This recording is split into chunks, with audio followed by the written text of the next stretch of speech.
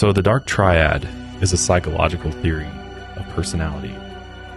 The three malevolent qualities are narcissism, Machiavellianism, and psychopathy. Top 3 professional government serial killer occupations. 1, police or security official. 2, military personnel. 3, religious official. When I was 14 years old, I ran away from my mother. I wanted to get away from my mother because I was dreaming, thinking, fantasizing murder all day long. The only motive that there ever was to completely control a person. How were you with animals at that age? Deadly. Eventually, the fire got too big for him and he didn't run anymore.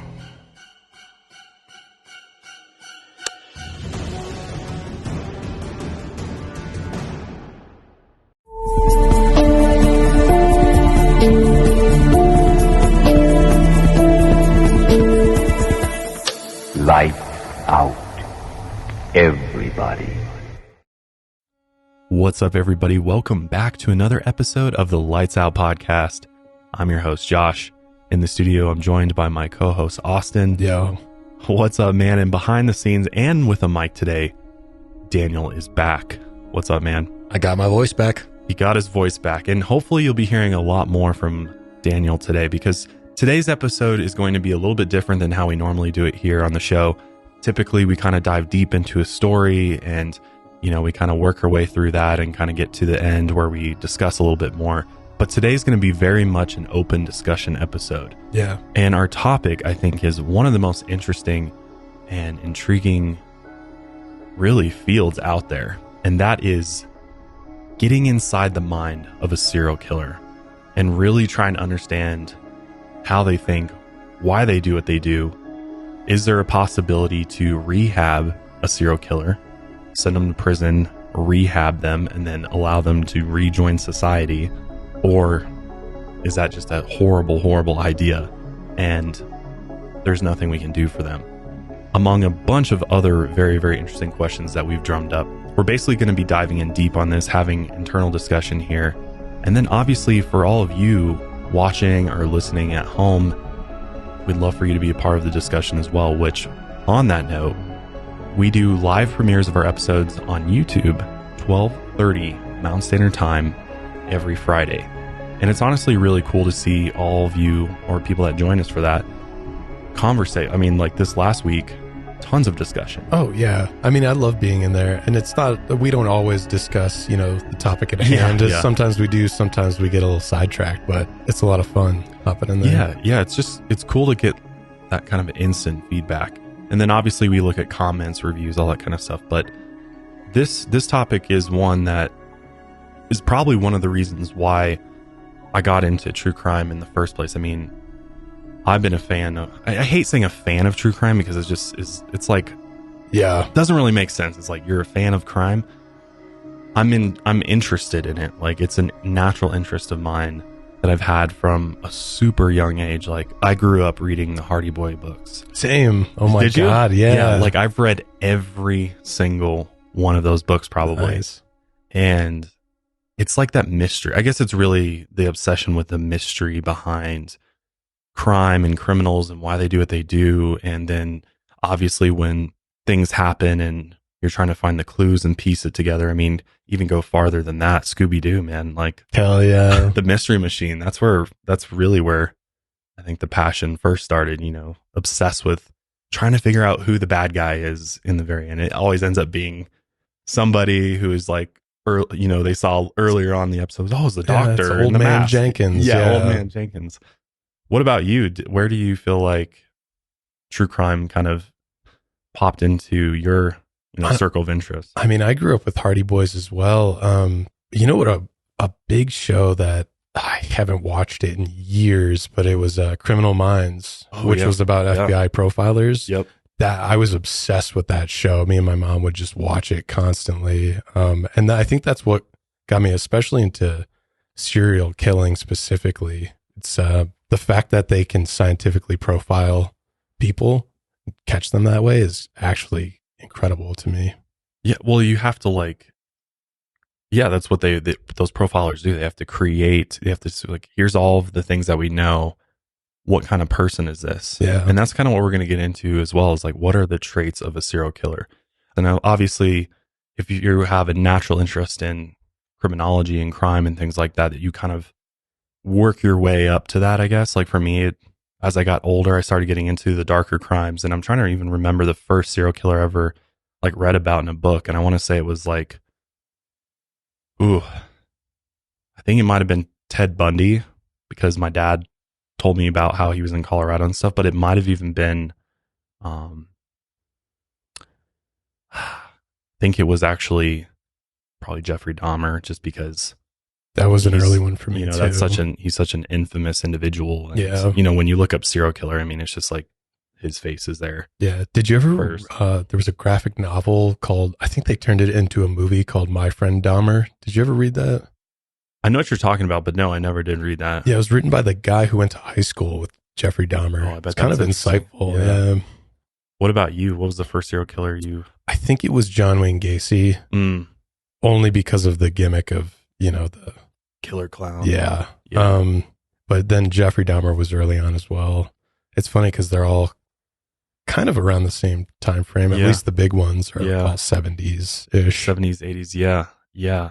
No, I think part of the fascination too is, I know that sounds really weird to say, but that's kind of how I look at it, is like, I'm interested in, you know, not just like killers, but if you think about anything that can kill you, I think we all have this innate fear of dying. And so we want to know as much as we can about all the things that can kill us. And I think when you start getting into true crime, it's easy for that content to start absorbing in, and you start having like real thoughts about it. Like, I don't know about you, I've had so many nights where I think I hear noises and things like that, like people breaking into the house, or, you know, with all the crazy stuff going on in the world, just being out in public and, you know, a shooting, you know, all of a sudden just breaks out.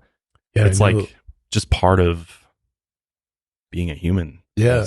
And it's like a way to, like you were saying, it sounds weird, but living vicariously, I know that's actually, were studies done that the reason that true crime listeners are mostly female is because they're more often in the stories that we listen to, they're more often the victims in those stories. And that's a strange way to like live vicariously as the victim. Like, if this were me, how would I have reacted differently, if at all? Or, you know, so that's actually why a lot of people listen to true crime. I was actually talking with a friend about this job and doing this, and like, we cover a lot of horrific shit, especially serial killers, right? So, but in a weird way, and this might be a little bit selfish, but I do think when we learn about these stories, it makes us not take each day for granted, as cheesy as that sounds. Because we, you know, like going through these horrific stories, I'm kind of like, we get to live another day and we shouldn't take this for granted. That's a good positive pull out of it. I mean, that's a very, I would say that I think that's most of us, right? Most of us, I hope, are taking that at the very least away from these of like, I'm thankful to be alive. Right. Yeah. I mean, anything can happen at any point in time. So that's a huge positive. I think just for me, it's always like awareness, right? Like just being aware of your surroundings, being aware of your environment, who's, you know, if you see something strange, say something, or, you know, tell somebody, or do what you can to get out of the situation, or just protect yourself. I mean, especially now, it's just like, I feel like you got to be prepared for anything. Another interesting point to think about when talking about serial killers and just true crime in general is, what's your thought? Disagree just for the sake of it. But, you think it's not getting more dangerous out there? I think our access to media might make it seem like everything is just so screwed up 1000% of the time, but I don't know. I think the fact that I know what's happening halfway around the world constantly, and I have a feed right here and in my pocket constantly of just, there's always shit happening. It makes our perception change a little bit, like everything's dangerous or getting more dangerous. I think it's just our access to the world and our access to media that's maybe distorting that perception. Which I don't think you're wrong by saying that, because if you look at sort of the golden age of serial killers, it was during a time when It's kind of information. dark. Yeah, information was like in the newspaper. You Right. know, actually put posters up to get the word out. Like there wasn't the internet, there wasn't Facebook groups, there wasn't all this technology. And it's so weird because like our perception is that the time period that our parents grew up in was safer than the time period we're growing up in. I mean, that's at least the way that I've kind of looked at it. But is it actually the opposite? Did they grow up in a far more dangerous world because they don't have the access to the information and communication, you know, at their fingertips like we do now? Right. And it was like, yeah, they would go hitchhiking or whatever. Yeah, And yeah. most got to their destination perfectly fine. But Would you hitchhike today? I have no reason to. So no. But let's say I didn't have a car, means of transportation to get across the country or any money. I don't know. I'd like to see some stats on that. How safe it can be from point A to point B. Has hitchhiking gotten safer? I also think people are so hyper paranoid about hitchhiking now that it might be safer than we think, only for that like stereotype of, yeah, the hitchhiker is going to kill you or the guy picking you up is going to kill you, because time and again we've seen those stories. But I don't know. It might actually be harder to be killed as a hitchhiker these days with just technology and phones and everything like that. True. Yeah. Everything's, GPS, you know, dash cams. And I mean, there's so much technology and cameras everywhere, which, you know, we'll kind of get into that. Why does it seem like the serial killers have kind of gone away? Right. Yeah.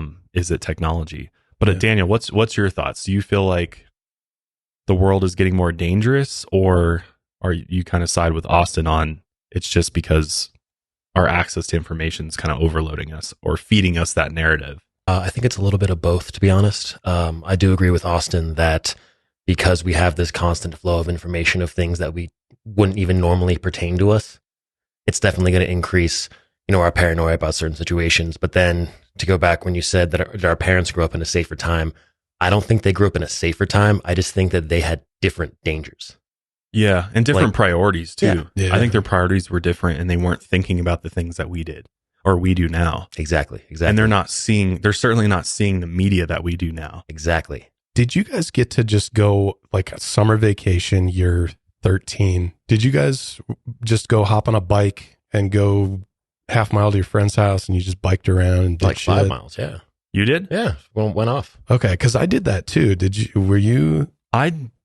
Not really. No, my parents were pretty like stay close to the house. Like Okay. I could go like within my neighborhood, Yeah. maybe like a few blocks or something when I was older, but certainly not like 5 miles or like. I just wasn't allowed to cross any major streets. Gotcha. That was another rule too. Yeah, definitely don't bike across the busy road. Yeah. I grew up in a really safe area though, so my parents would just be like, "All right, be home before sundown." Yeah, and I think that's a huge part of it is like if you live in a neighborhood or a community where it's tight knit and you know you kind of grow up there and everybody knows each other, like I think that's a different story because that's how my wife Kendall grew up. She was like in basically like a little town, and everybody knew everybody, and you know they all ran around, went into random houses, yards, everything else. And for me, I moved around a lot, so I think my parents really never knew who was around us, and so I was like kind of always like, you know, don't go into random houses here because. And I lived in a few sketchy places growing up where, you know, there's definitely, I mean, I remember one neighborhood I lived in, it was actually an old military base or like housing for the Air Force. And there would just be like SWAT raids on my street. Like, Whoa. And just, they were like abandoned houses too. And like I guess there was like drug mules running through there, stashing stuff into these houses. I had no idea. I'd ride my bike by it all the time. And there'd be like fencing on the windows and stuff. And then like, at least a couple times every few months, like SWAT would be in the neighborhood, like busting the doors down. And holy shit. I'd be like, oh. And my parents were like, yeah, they're just doing drills. Yeah. They're just training. And I'm like, So I think it's all just dependent upon where you grow up. And obviously your parents play a huge factor into it. And I know I'm struggling with, am I going to be like a hover parent? Am I going to be too overprotective over my children and I worry about that because I know like there's no kid that likes it when their parents are overbearing or like overprotective of them. Yeah, the helicopter, right? Yeah, it's like you can't be like that. Otherwise, they're not going to be able to experience life. But it's just like, I feel like because I know so much about true crime and I've heard way too many cases, and especially now I know the reality of sex trafficking, human trafficking. I know that children are abducted all the time. All of that like doesn't leave my head. So I'm like, do I take the chance and allow my daughter to do it, at an appropriate age, do those things and go out on her own? Or do I just be overly protective to try to minimize the opportunity or chance for something bad to happen? And I think you can't always take it all on yourself too, because you can educate her how to be safe, who to talk, and don't talk to strangers, et cetera, et Very cetera. true. So there's things you can do, that she can do as well. And that's like one of the biggest things. And this is why I always say awareness is like, I think the number one way to protect yourself against being a victim of crime is to be aware of your surroundings. Like, be aware of where you are, what time it is, what part of the neighborhood you're in, wherever you are. And like, buddy system's huge. Like, try not to be alone. And like, I think there are things you can do to protect yourself, obviously, but just those teachable things, I think you can teach your kids, and hopefully your kids will take those to heart. And I mean, I plan to inform and educate, and hopefully I think it'll probably make me feel better once I kind of see. It's hard when they're so little and you're like, oh, there's nothing, they're helpless, they can't do anything. So the fear is just like up here. But I know with time and education, I'll be able to get there. Yeah. But anyways, back to serial killers. So is it possible to personally identify a serial killer? That's the question. So yeah, I don't know if this is comforting for some people or not, but really there's only a projected amount of 200 serial killers in the US. So you kind of think either way about that one. That concerns me. Does it? Dude, that means like, there's 50 states? Yeah. 200 serial killers. So you're talking what? 4 per state? Oh, see, I see that differently. I see that as that's a very small amount. It's kind of rare to come across. But 4 out of how many people who live in the state, right? Like, right. I guess then your chances are like, what, less than 1% maybe? Pretty slim, right? Yeah. And statistically, you're way more likely to be killed by your significant other than you are just a random serial killer. So, but a good way to... That's comforting. That's going to help me sleep better. Oh, good. I'm not going to get taken out by the serial killer, it's but going to be Kendall. My wife, on the other hand, better not make her mad. Might be her first victim. A good way to identify, it's very hard to identify a serial killer, but the biggest thing is that they fake empathy, which is hard to tell. If they're a good actor, obviously, that's really hard to read through, but so it's basically, can you identify genuine empathy versus someone acting out empathy? That's the big question. So how do you recognize that? Yeah. And people say the only thing you can really trust at the end of the day is your own gut feeling, your instincts. That's it. So you just have to trust your gut. If you meet someone, something seems off, you're probably right. Even if you're being paranoid, if you just gotta have that feeling inside of you, you might be right. So just try and walk away from that. Intuition telling you that you need to get out of this situation. Yep. Or if you ever meet people and you're like, something's just off about that person. Like, they seem nice, they're maybe even being too nice, or you're just like something. I've met a few people like that before. Same. Where I'm like, you just there's something off about you, and I don't want to get any closer to you or spend any time with you. Yeah, trust that feeling. Sometimes that's you coming over to my office, and I'm like, no, I'm just kidding. I'm like, hey Josh, what's up? Sometimes like, man, that Austin guy, I don't know about him. Gives me the heebie-jeebies. Yeah. That's really tough though. Yeah. Because unless you're like trained in reading body language and seeing those signs and red flags, like, it's totally easy to get fooled by somebody like that and they're known for being manipulators, right? They're really good at the craft of manipulation. So that's usually very hard to tell if someone's faking empathy, and they're also really good at manipulation. It's like their whole life is that. Yeah, exactly. They realized, I'm not winning in these areas, but I'm winning. I can win in this area and fulfill my dark desires by going this path. And then they just get really fucking good at it. You ever see like actors behind the scenes? Like you see like them filming the movie and you just watch the actors and you're like, this is weird as hell. What's going on? It's impressive that people can do that. But at the same time, it's like, that's essentially what a serial killer is doing. How do you do that? Yeah. To become someone else. Right. And I think it was Christian Bale said, he's like, someone asked him what role he took felt most like himself, and he said American Psycho, because it's what a psychopath is doing is just acting. They're really good at acting, right? Or at least the good ones that don't get caught. So yeah, they're really good at manipulation. They twist things, they distort perceptions, and they know how to use people's insecurities against them. It's terrifying. For example, BTK, Dennis Rader, who we've covered on this podcast, he went years without anyone knowing he did it. He had a daughter, he had a wife, he was X, Y, and Z. He was a Boy Scout leader, father, local government official, and the president of his church congregation. That's terrifying. And no one had any idea. And the reason he got caught was he wanted to recommunicate with police because they hadn't figured out one of his last crimes. Right. And he contacted the local police station some like 20 years later, I can't even remember, 30 years. And it was, he was like, hey, he used to type out his letters to police.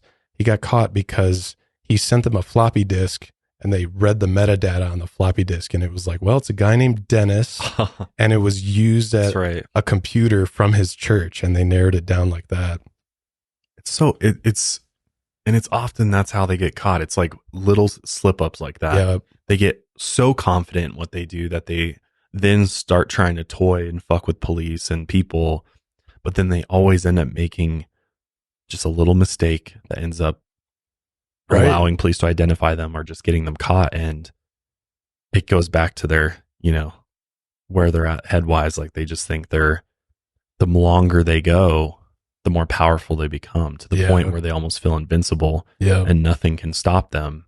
Where they're literally like taunting the police, like, no, you'll never catch me. Some people theorize that he wanted to be caught. He's like, come on, guys, you haven't caught me in so long, and I want the credit for all this. And that's why he did the stupid floppy disk shit. But and often they're so good at manipulating people and being covert about it. His own daughter, tried to have a relationship with him for a while. But she even said after, she's like, nah, I kind of see through it now. It's all. Well, how would you know what's real?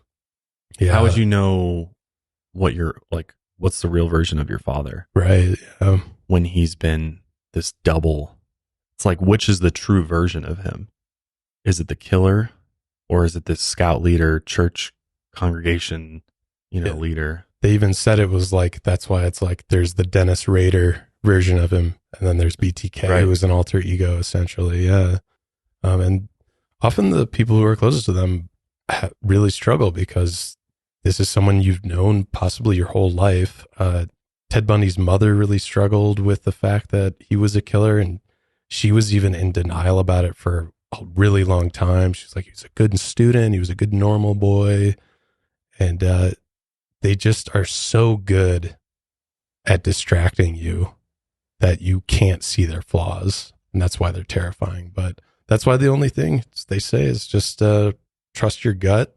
But let's talk a little bit about the origins of serial killers and the FBI's involvement in this whole process of really making this term what it is today. Serial murderers have existed throughout history and have been popularized by such killers as Jack the Ripper in England and Herman Webster Mudgett, or H.H. Holmes, in the United States in the late 1800s, which we believe H.H. Holmes was America's very first serial killer.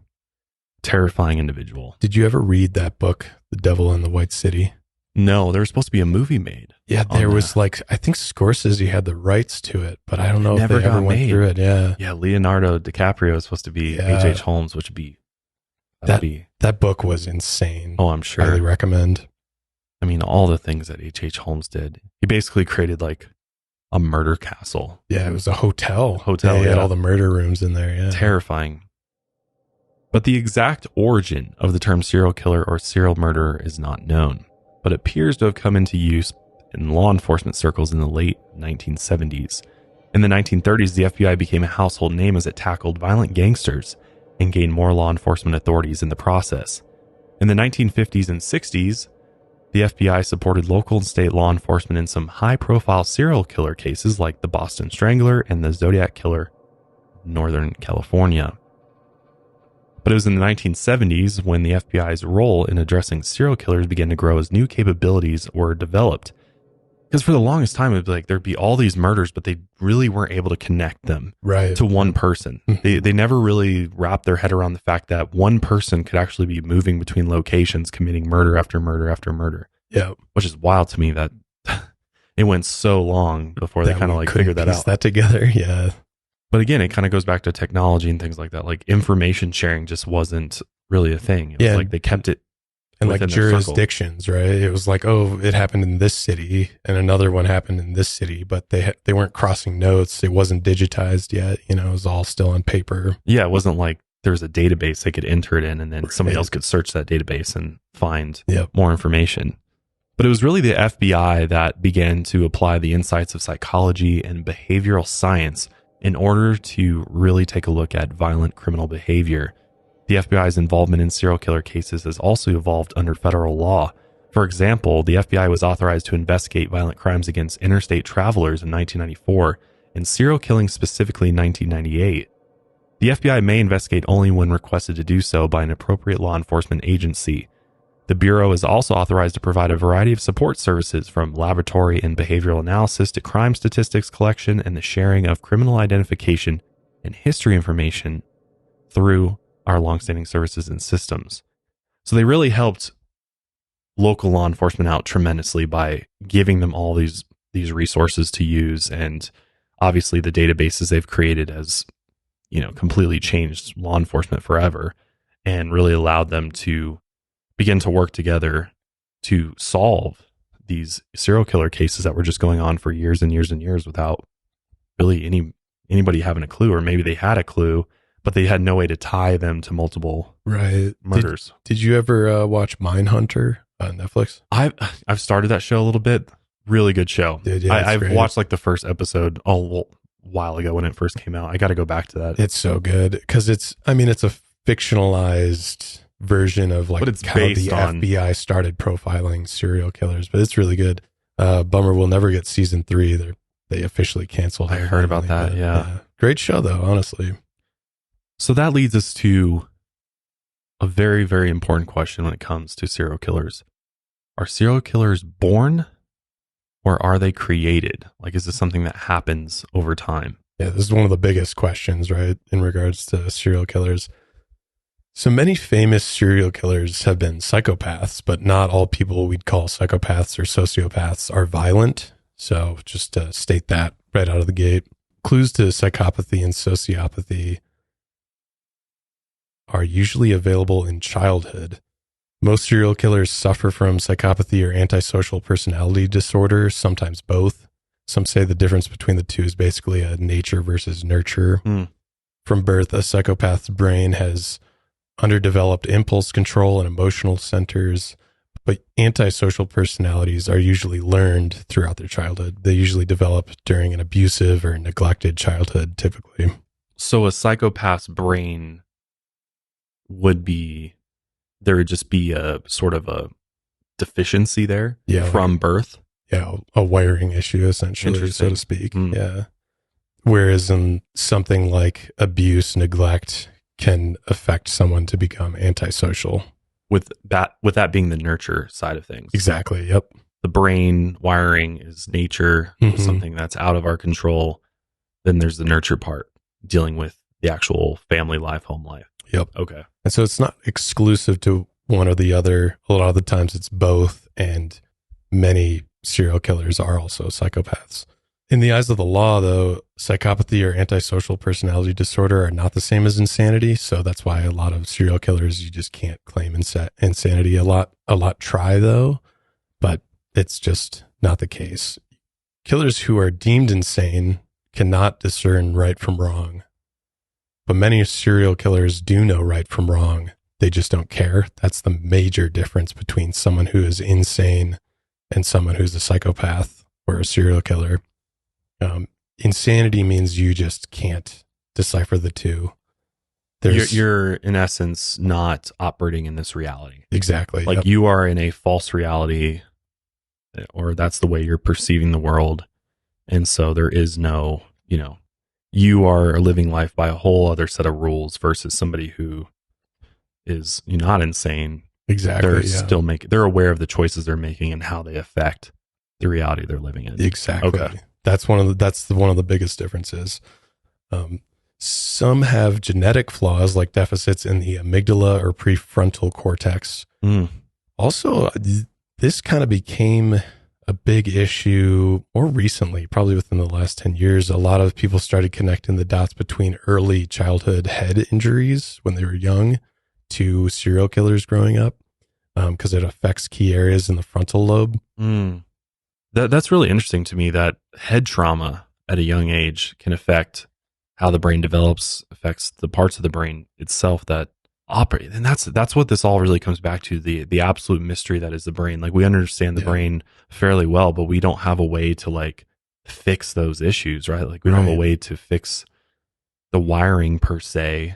I mean, we're starting to experiment, and there's lots of different natural and pharmaceutical drugs and procedures that are coming out that are supposed to help reverse some of these things. But at the end of the day, it's like anybody could be developing these things. And that's the thing, is like, but how far do those go? Like just because you have a head injury as a child and your, part of your brain doesn't develop properly and that causes a personality disorder or something like that.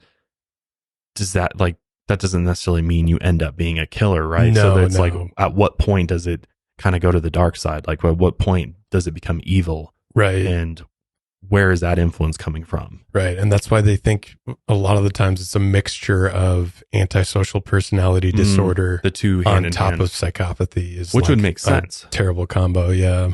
Because that's what you find, right? Is that it's the antisocial part of it is like almost there every single time in some facet. They were antisocial, bullied, rejected, didn't have meaningful relationships, isolated growing up. So I think that's where the root is.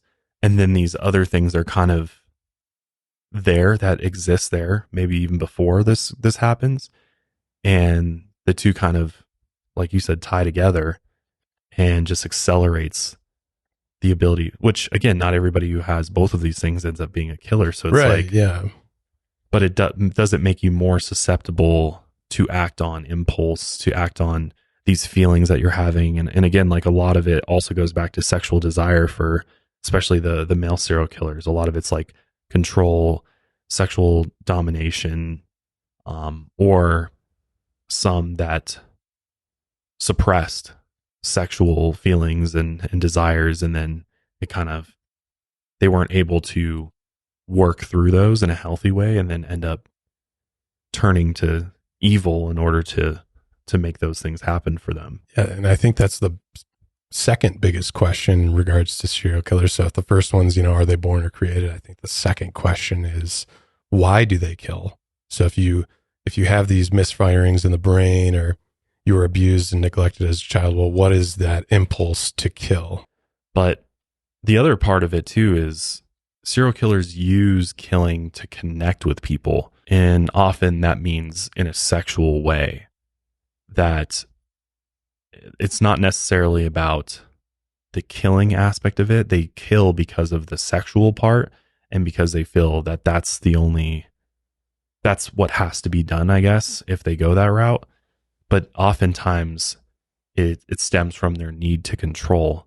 And this is like almost universal, I think, among all serial killers. It's like they feel out of control unless they have a victim and they're killing, essentially. We actually have a short clip of Jeffrey Dahmer talking about control. I want to play real quick. The only motive that there ever was to completely control a person that I found physically attractive, and keep them with me as long as possible, even if it meant just keeping apart. he said the only factor in his case, obviously not for everyone, but yet the only factor was control for Jeffrey Dahmer. Wow. That he was willing to kill and then keep a part of his victims. But that's the thing. Is that a truthful answer?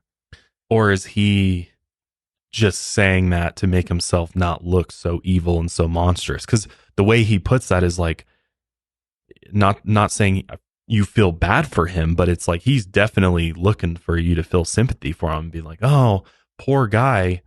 He never felt in control of his life or any of the people that he had around him, so much so that he needed to do this horrific stuff to people in order to achieve that. Yeah. And I'm glad you bring that up and question that, because that's what we started this podcast with, was remember that they're highly manipulative. Yeah, exactly. So you can't always trust what they say. Unfortunately, that's where a lot of the data and research comes from, those through interviews with them. But yeah, it's like at the same time, can we trust anything they say in these interviews? Like exactly. It could all be complete bullshit. So it's like, true. How accurate is our data? Yeah. Are they, because it's like, how many serial killers are going to sit there and be like, yeah, I'm fucking evil. I just want to do this because I want to just terrorize people. Right. I just want everybody to be absolutely terrorized by me. Or I'm mad and, this is me getting back at, like, how much of it is malice and malevolent intentions as opposed to like, oh, my, all these mental disorders and trauma that I had just got out of control. And then it just kind of led me to do this. And there's nothing I could do about it. It's just how I felt about it. And it's like, is that possible? Sure. And it probably is in some cases, but I still question, because it's like, sure, but there's also people that go through similar situations, that go through horrific trauma as a child, maybe got dropped on their head, like that still managed to not eat people. Right. It's like, at what point was it, like in Dahmer's instance, made sense for you to start eating people? Yeah. Where does that keeping plug their into skulls the in the equation? Yeah, fridge. and like at what point does that make any sense? Yeah. And that's another really good point to always keep in mind, is that there's no like definitive answer for what is and what isn't, but it's usually a lot of layers going on there. Yeah. And that's the hard part. And I hope we're not coming off sounding like this is just such a simple thing. Like, here's the simple definition. Here's the simple factors that make a serial killer. Like, we're just merely discussing this really from our own points of view with some expert information kind of intertwined. But like, ultimately it's a very much a complex, multi-layered issue that I don't think anybody fully understands. I think that's why there's the field of criminology, is because there's constant studying. And when you talk about the brain, like not understanding the way that the brain works, like I don't think we've even completely been able to map every part of the brain yet and understand how it works, what it does, to the point that we need to in order to really start figuring some of this stuff out. Like, we know parts of it, but we don't know all of the, we don't even know where consciousness originates from. So how can you know all these other answers until you know that question? And I don't know if we'll ever answer that one. A lot of people think it's in the brain, but is it?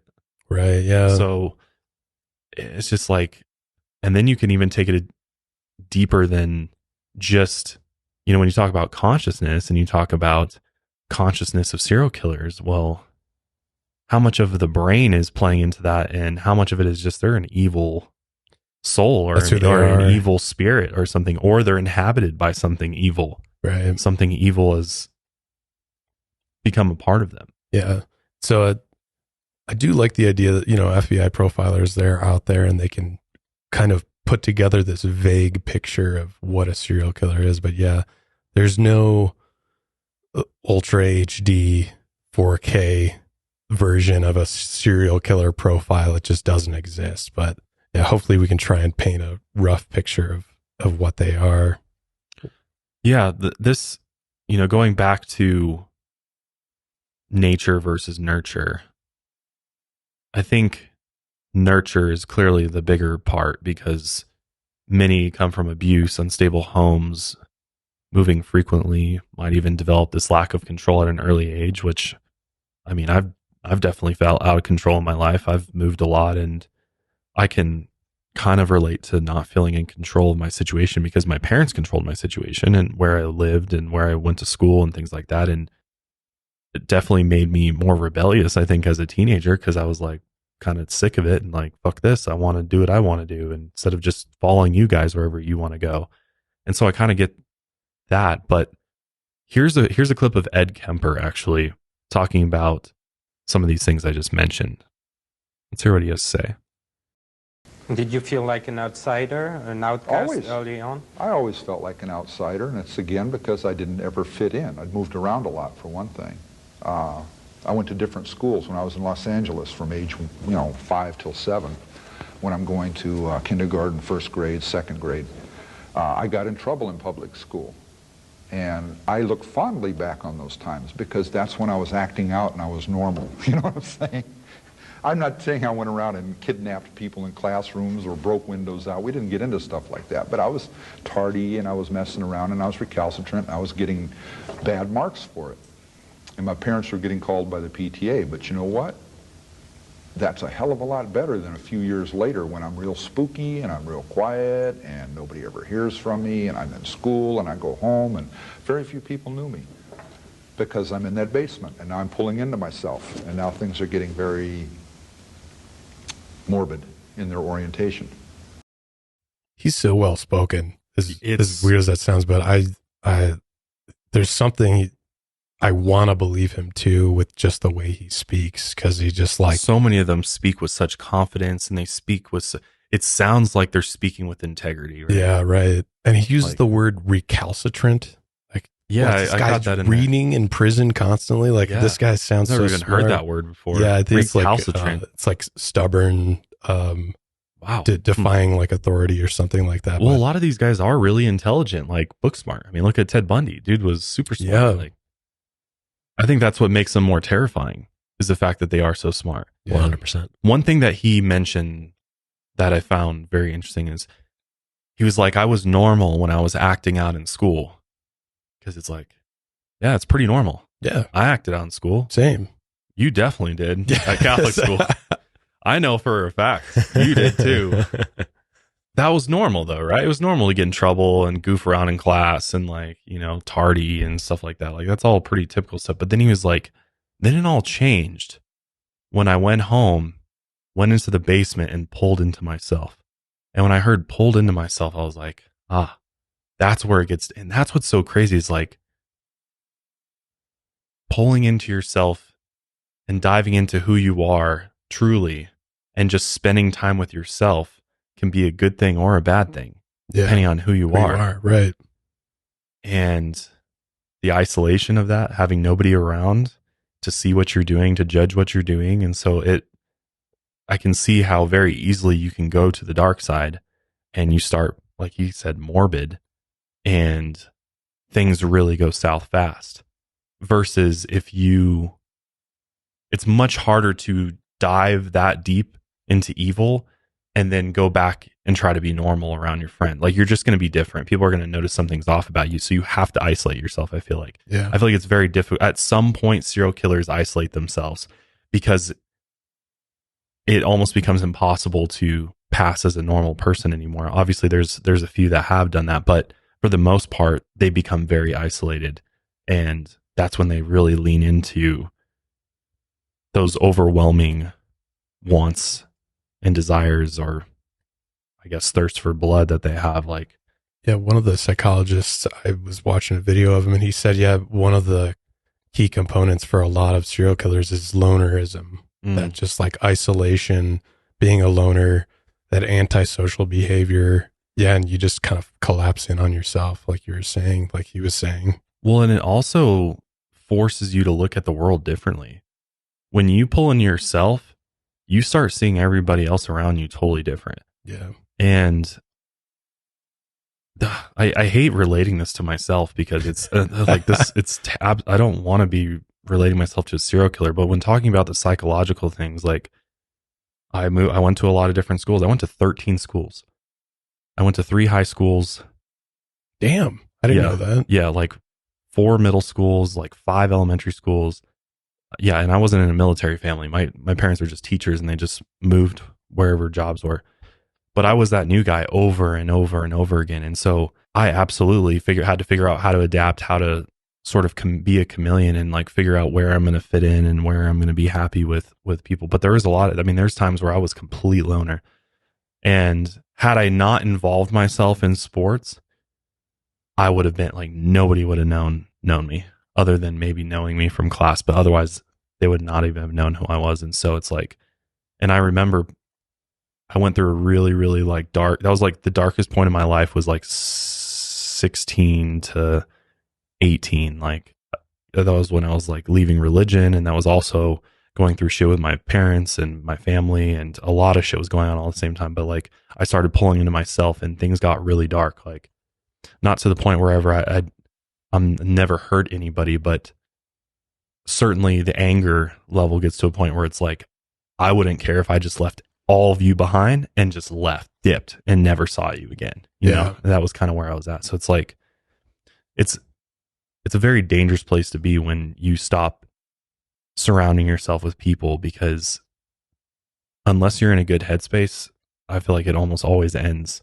And you look at not even just serial killers, but you look at some of the most dark events in history. You look at the Columbine shooters and stuff like that. You look at those people and you start realizing like they all started to do that. They kind of, once you dive into your own world, and that if that world's dark, then you start seeing everybody else as the enemy. It's very easy to then be like, have this distorted reality, right? And you're like, they don't fit into my world anymore, so I need to, you know, get rid of them or get back at them for putting me in this place, right? Like, you made me become this. Yeah. So I have to, I guess, seek revenge, but it's, yeah, I mean, we're social creatures. Yeah. We're supposed to be with other people. I mean, I'm a bit more on the introverted side, so I like my alone time, and I like to be, you know, but I guess there's a difference between being alone and like being isolated.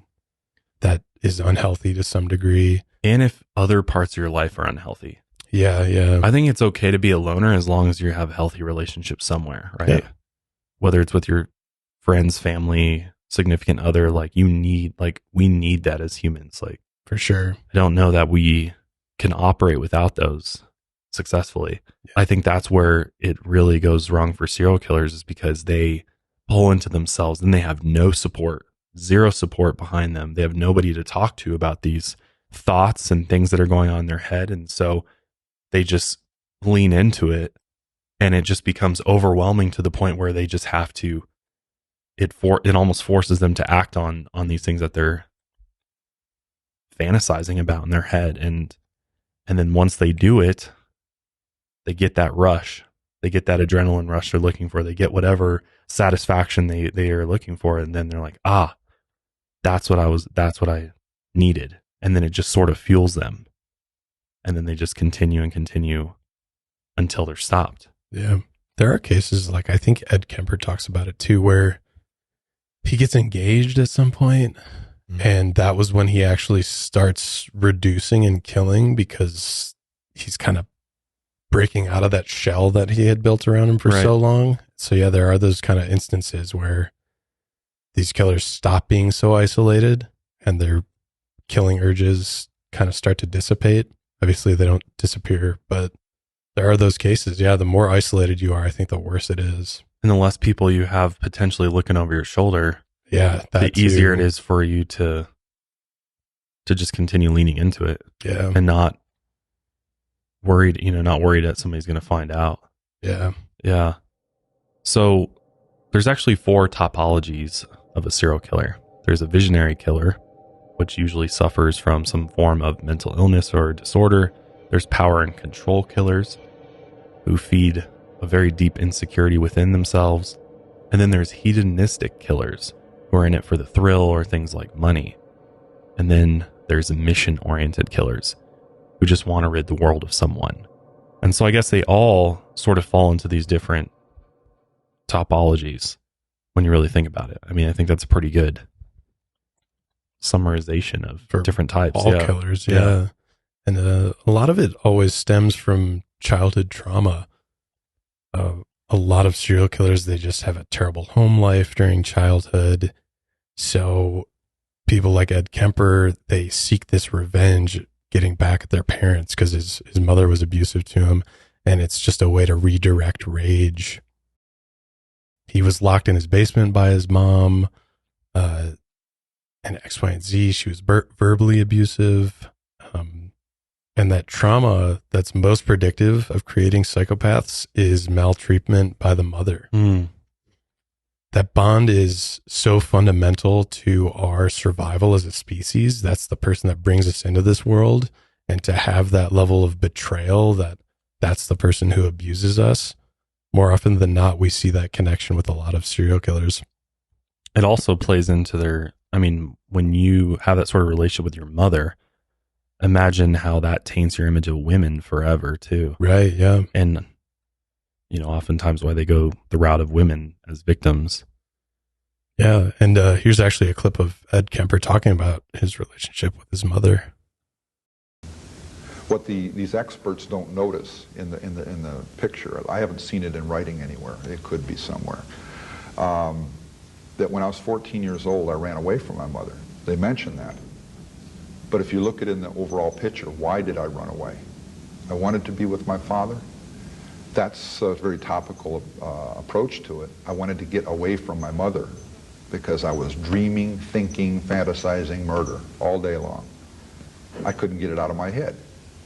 She and I couldn't battle with her because I was very intimidated by her. She's 6 feet tall, she weighs 2 1/4, 225 pounds. She's not a fat woman, she's just this great big woman who I was terrified of. She had verbal capabilities you wouldn't believe. I used to watch her field strip grown men in emotional little contests. And when they get to a point where they wanted to smack her, then she started attacking them on beating women. Oh, slap the woman around, And then she'd toy with them on that. And I'd watch these guys dance around the room having fits, knocking out windows, punch a hole in the door, and stomp off. And she could control people like that. I'm sitting there watching that in awe from the one point of view and in terror from the other. I grew up with this stuff. She did that to my dad when they were always battling before the divorce. I'm not trying to put on her what happened to the girls or to her. But I'm saying there was a lot of psychological involvement there. So yeah, a lot of people believe that he was just trapped in this childhood misery of this. And his first victims, I believe, were his grandparents. And later, his last victim was his own mother. And then he turned himself in and he was quoted saying, "The original purpose was gone. It wasn't serving any physical or real or emotional purpose. It was just a pure waste of time. Emotionally, I couldn't handle it much longer. Toward the end there, I started feeling the folly of the whole damn thing, and at the point of near exhaustion, near collapse, I just said to hell with it and call it all off." So yeah, that was after killing his mother. So a lot of people think it was that childhood trauma that connected back to his final killing, and then he said, "My purpose is gone," basically. So it's like all the other killings were, in essence, feeding into or stemming from the anger he had, that revenge against that his he mother. wanted. Yeah, that's the idea, at least. That's the theory. A Radford University study looked at the childhood experiences of 50 serial killers. Supposedly 68% of them had experienced some type of abuse, either physical, sexual, psychological, or neglect. 68%. That's so basically amount. Like 2/3 of them. Yeah. Psychological abuse has some of the greatest effects on future serial killers. Cruelty and things like bullying contribute a lot towards a killer's manifestation of violence. Neglect is also a big factor.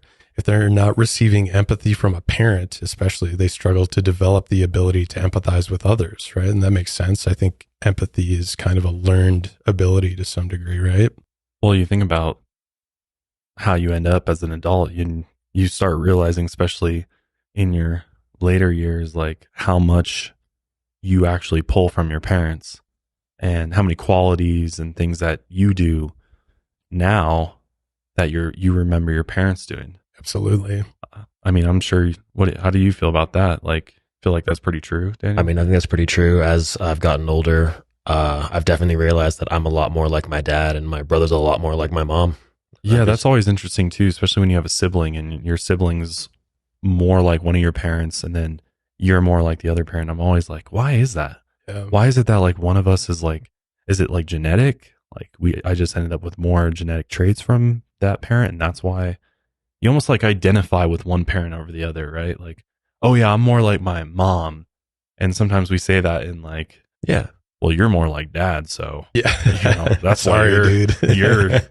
you're fucked up, man. But like, yeah, it's this whole part of like parenting is so clear to me now, especially being a parent. Like once you become a parent, you realize so much. You're like, holy shit, this is the most important job that I have. Right. Because it is so impactful on your child and your child's future, how you parent them and how you raise them and the way you go about doing certain things. And it makes complete sense to me now that I am a parent that serial killers, 68% of them come from these abusive homes. And it even can be, I mean, verbal is just as bad as physical. Agreed. In many ways, many cases, because oftentimes it's used more often than physical.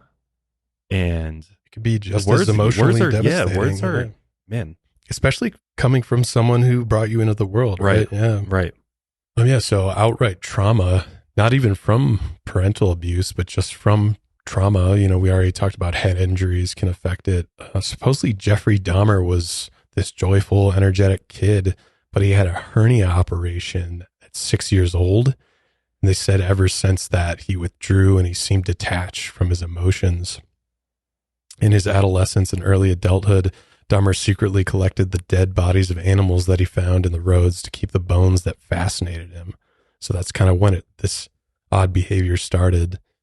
The Child Psychology Service also states that there's a possible link between urinating in bed and childhood trauma, and this kind of opens up this whole serial killer trifecta. Yeah. Also known as the Macdonald Triad. So J.M. Macdonald, a psychiatrist who published a 1963 study of previous research into links between childhood behavior and later violent crimes, which included serial killing. And he basically came up with this triad that includes animal cruelty, starting fires, and bedwetting. Also, like Austin said, the serial killer trifecta, that serial killers almost always have one of these things, if not all three of these things in their history. So when talking about bedwetting, the scientific name for it is enuresis, which is unintentional bedwetting during sleep, persistent after the age of 5. The bedwetting must continue twice a week for at least 3 consecutive months, I guess, to be considered enuresis. Bedwetting is connected in the report to a feeling of overriding humiliation that also instigates the other two behaviors. Children who have tragically been neglected might have been left in soiled diapers growing up. Others may have been punished for having an accident or otherwise not received the care, attention, and encouragement required to master the bathroom. I mean, that makes a lot of sense because that's like such a, even as an adult, that's like still a very, very embarrassing thing for all of us to like, you know, go to the bathroom in your bed or pants or, you know, have an accident. I guess it's just like, it's like one of the most humiliating things. And it makes sense that if that's like a frequent thing as a child, how that might, you know, develop over time is something bigger. And like learning that and not doing that is such a bedrock of growing up, which, you know, you'll be going to that pretty soon here. I don't know when you start potty training. Yeah. It's like after she turns a year old, I think like year and a half or so, around there.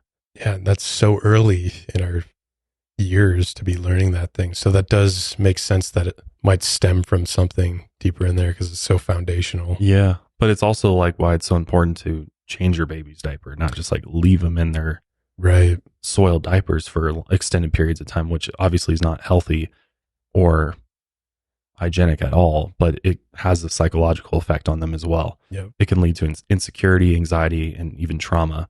Bedwetting into the tween and teen years has also been used as an indicator of possible childhood sexual abuse, which we see so often in many cases, especially involving the deaths or murders of children.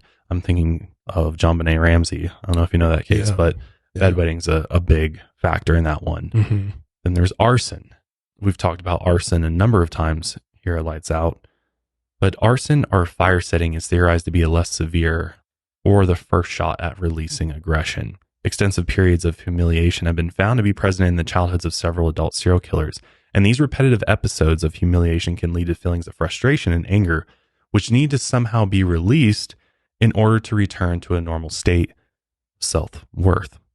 A review suggested that this behavior is just one that can occur in the context of childhood antisocial behavior and is not necessarily predictive of later violence. So just because, you burn some shit because you're mad when you're a teen doesn't mean you're going to go, do anything more than that. Right. No, it's usually always connected with this trifecta. It's not just isolated by itself. Because who doesn't, as a young boy, who doesn't like lighting some things on fire? It's kind of fun, right? So no, this is in the bigger scheme here.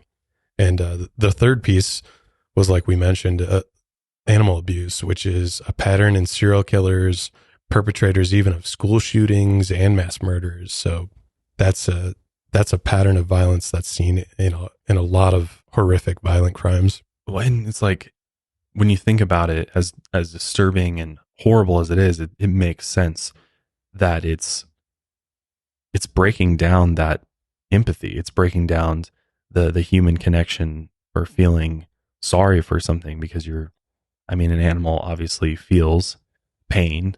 Yeah. And so you're desensitizing yourself in essence to the pain of another living organism. And so over time, I would assume that maybe makes you less susceptible to feeling, sorry for a human being or a smarter organism, I guess. Yeah. It ties back into that level of control too, because it's this weaker, it's a smaller that's animal. very true. Yeah. It's Ted Bundy, the Son of Sam killer, the Boston Strangler, all engaged in animal cruelty earlier in their lives. Here's actually a clip of Richard Kuklinski, the Iceman, talking about abusing animals early on. How were you with animals at that age? Deadly. Cats, dogs? Cats, dogs. I used to tie two cats' tails together. I drove over a clothesline and watched them rip each other apart. How long does it take? Not long. Did they both die? I don't know. I never stood around to see the final thing. I would say eventually they both died because they were both pretty well tore up. Gotta be noisy. It was quite noisy. What else would you do with cats? Well, we had the incinerator in the projects there. So I threw a cat in the incinerator. Then I threw a book of matches in there. And through the door, I watched the fire get bigger and bigger, and this cat was running around, trying to get away. Eventually, the fire got too big for him, and he didn't run anymore. Pretty disturbing. And here's actually another clip of Jeffrey Dahmer talking about his animal abuse too. In ninth grade, in biology class, we had the usual dissection of fetal pigs. I took the remains of that home and kept the skeleton of it. And I just started branching out dogs, cats. I suppose it could have turned into a normal hobby like taxidermy, but it didn't. It veered off into this. So the majority of most violent prisoners have histories of serious or repeated animal abuse. According to the FBI, animal abuse is highly correlated with interpersonal human-to-human violence.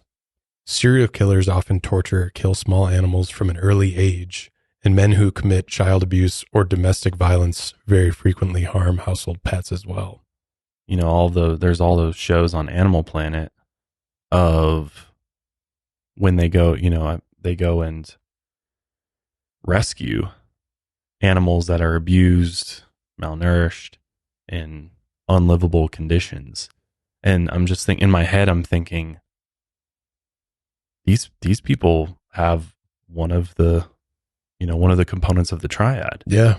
And it's almost like maybe like those could be some of the most dangerous people, the ones that just sit around and have no empathy for animals, and they're just letting animals starve to death and live in these horrific conditions. It's sad to me that, I mean, I'm an animal lover. Same. So it's like, it's just horrible to see what human beings will do to animals. But it's like the fact that it almost seems like we don't take animal abuse as serious as we should. Yeah. Right. Especially when you know the Macdonald Triad or the serial killer trifecta, and animal abuse is like the most common denominator between serial killers. It's like, could these people that are, getting tickets or whatever, or, sometimes they get arrested and do some jail time for animal abuse, but like those could be potential serial killers. Pretty strong. They could eventually graduate from animals and move to humans. And so it's like, man, maybe we should take that more seriously. That whole, I know it's kind of an epidemic of animal abuse and, people that just have no regard for, providing animals a good quality of life, and those people are perhaps dangerous. But usually they just get a slap on the wrist and then they go right back to doing it. Right. Yeah. And it's just not really seen as big of a deal, I guess. Yeah, there's clearly a correlation between the two. I mean, obviously, like there's no, like we were saying, there's no just one big bucket where if you're this, then you're that. But yeah, I mean, this seems to be one of the biggest connections to serial killers is animal abuse. People who harm animals often go after someone they perceive as weaker. Many serial killers feel a sense of rejection from their parents or from someone they love. There's either a perceived rejection or a real rejection. And rather than going after the person who rejected them, they'll redirect that towards someone or something that's weaker. And often that's an animal. It's just a matter of power and control, like we were talking about. Some research suggests that there's a, quote, graduation hypothesis where killers start with animals and move to human beings later, which we've seen that in a lot of episodes we've covered. It's often someone they perceive to be weaker than they are. So that's why so often it's sex workers, children, hitchhikers, the homeless, or the elderly. Those are always basically any minority group. Right. I mean, you can say, racial minority groups as well. You see in many cases as well. It's like, it's just where whoever, people aren't going to miss. Yeah. Who the police aren't going to pay attention to. Who they're not going to pay attention to, and who's not watching over them. So Wayne Williams, which they covered him in season 2 of Mindhunter, he was suspected of killing 30 children. Willie Pickton confessed to 49 murders. We covered him. Yep. Most of them were indigenous sex workers. The Skid Row stabber killed 11 homeless people. Billy Chemirmir snuck into senior living facilities and was convicted of killing 18 elderly women. He was accused of killing 24. So those are just, that's the most horrible right there. I mean, gosh. Right. Other people think that animal and human abuse starts at the same time, which is called the generalized deviance theory. That's where a kid might hit another kid and then go home and smack their cat. In a study of 45 male prison inmates who were deemed violent offenders, they found that 56% admitted to having committed acts of violence against animals. So over half. It was also found that children who abused animals were more often the victims of parental abuse than children who did not abuse animals. So this is all kind of tying together here. Yeah, there's clearly a correlation there. Yeah, I mean, it's not really surprising, but I think the graduation hypothesis is pretty accurate, I would say. Like, you start with something, animals are obviously not as intelligent as us. They don't have, the same abilities or rights as we do. So it's like, that's a very easy place to start if you're going to go commit a bunch of killings. So yeah, 56% though committed acts of violence against animals. That's crazy. But let's talk about the dark triad and connections to appearance when it comes to serial killers. So the dark triad is a psychological theory of personality. The 3 malevolent qualities are narcissism, Machiavellianism, and psychopathy. The 3 signs of a person with dark triad features includes lying, lacking empathy, and bullying others to achieve their goals. Narcissism is characterized by grandiosity, pride, egotism, and a lack of empathy. Machiavellianism is characterized by the manipulation and exploitation of others, an absence of morality, lack of emotion, and a higher level of self-interest. Psychopathy is characterized by continuous antisocial behavior, impulsivity, selfishness, callous, and unemotional traits, and remorselessness. High scores in these traits have been found to statistically increase a person's likelihood to commit crimes, cause social distress, and create severe problems for organizations, especially if they are in leadership positions. They also tend to be less compassionate, agreeable, empathetic, and satisfied with their lives, and less likely to believe they and others are good. Now let's talk about physical appearance. Though there are physical and behavioral cues that have been shown to be associated with the dark triad in research settings, individuals with these traits may excel at hiding their true nature, especially at first. Narcissists, for instance, often appear charming and likable upon first meeting. Some evidence suggests that this may be due to the perception that they have high self-esteem, a socially desirable trait. Narcissism in particular has been found to manifest in people's physical appearance. Narcissists are more likely to dress nicely, be physically attractive, and wear makeup, or dress provocatively. One 2018 study found that grandiose narcissists also tended to have distinctive, well-groomed eyebrows. Well, that ain't me. Mine are bushy and out of control. Ted Bundy was known for his appearance, especially his ability to become chameleon-like. His face would change with his mood, and people reported his eyes would go from blue to black. He could have facial discolorations and swelling, and depending on the positioning of his head, he would look different because he had such a distinctive nose. One of his kidnapped victims couldn't even identify him from a mugshot. And I've heard that, a lot of times the physical appearance of someone, or even if they're not physically attractive, just their personality that they bring kind of disarms people. Makes a lot of sense. So do serial killers have preferred jobs? This was crazy to find. The top 3 skilled serial killer occupations: 1, aircraft machinist or assembler; 2, shoemaker or repair person; 3, automobile upholsterer. Unique job. Top 3 semi-skilled serial killer occupations: 1, forestry worker, arborist; 2, truck driver; 3, warehouse manager. We'll get into truck driving actually a little bit later.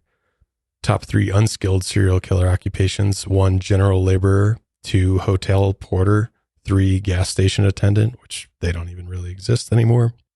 Top 3 professional government serial killer occupations: 1, police or security official; 2, military personnel; 3, religious official. That's scary.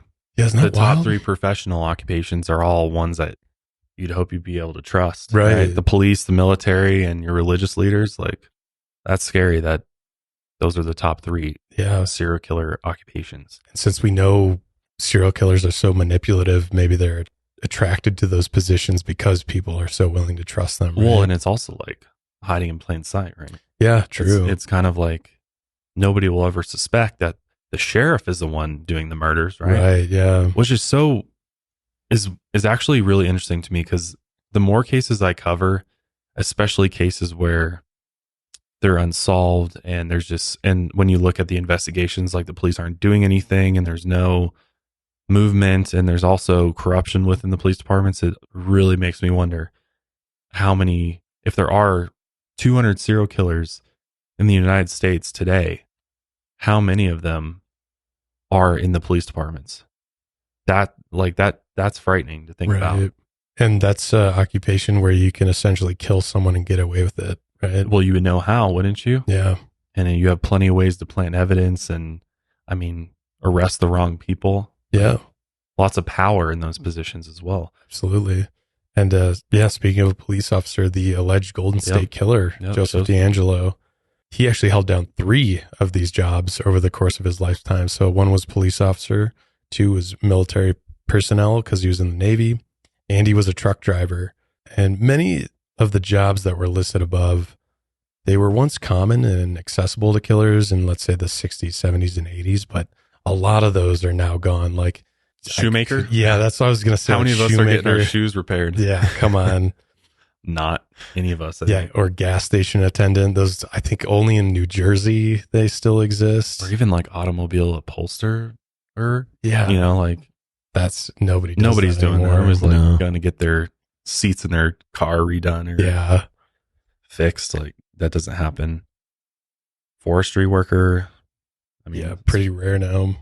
Serial killers once used the guise of their employment to stalk and acquire specific victims. That's kind of the old school way of doing it. Yep.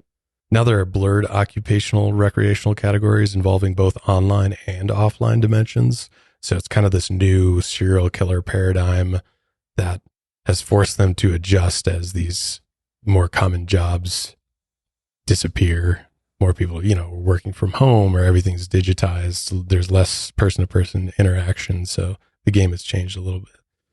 Well, I feel like there's not as much physical stalking of victims as there is online stalking that maybe turns into physical stalking. But I think it's really the internet that's created, the ability to be anonymous. Yeah. And you can really, with followers and, all these social media accounts, there's no way to really know if you're being stalked by, you have all these followers, so, everybody's following you, but could you have a stalker or somebody like a serial killer stalking your online presence in order to gain access to you or catfish you? Or there's so many ways to manipulate technology to get close to your potential victim. Right. And that just wasn't an outlet. No, you used to have to go to the local club where that person hung out, or you'd hang out by their place of work and follow them home. And I know like BTK, he did that a lot, of like follow people home and stuff and figure out where they live, find out the routine when they leave the house, come home, are they alone, things like that, and really did the like classic. But now it's like everybody and their brother's got a Ring doorbell and a camera on their house. It's like that old 70s, 80s serial killer stalking is almost impossible. There's so many cameras around that's just, you couldn't get away with that, which again, I'm getting ahead here talking about where did all the serial killers gone. Yeah, but we'll dive into that for sure. But technology, obviously, I think really is at the forefront of that paradigm shift, right? Right. I find this next list actually hilarious because we're all on here. It's the top 10 occupations of psychopaths, according to an Oxford University psychologist. So here, number 1, Josh, CEO or business executive. Number 2, lawyer. All of us for number 3, media personalities. Yep. 4, salesperson. 5, surgeon, which is surprising. Number 6, journalist or news anchor. Definitely correct. You can kind of see that a little bit. 7, police officer. That still hasn't changed from back then. 8, religious official. Again, not really surprising. Danny. 9, chef. Hey, number 9. He knows all chefs are psychopaths. Look at Gordon Ramsay, dude. That dude's a total psychopath. And that's why I love him. I just want to and 10, miscellaneous civil servant, like military. You got to be a psycho to work for the government, basically. And I just want to point out that you two are on here twice. I'm only on here once. So if you add the two together, that means you're more of a psychopath than I am. Actually, dude, we all are psychopaths. Oh, yeah, for sure. We might as well just like board up the door and like keep ourselves locked up. A lot of it makes sense because if you go back to the traits of what a psychopath is, like a lot of those things easily fit into these. You think about, there's commonalities between all of these, right? Yeah. And we were just covering like narcissism and its connection to physical appearance. And I can obviously that media personality or huge egos, salespersons, news anchors, even lawyers, they have to present themselves a certain way. With surgeons, you actually have a lack of empathy. Well, you really kind of have to. Yeah, in case you lose a patient, you have to not.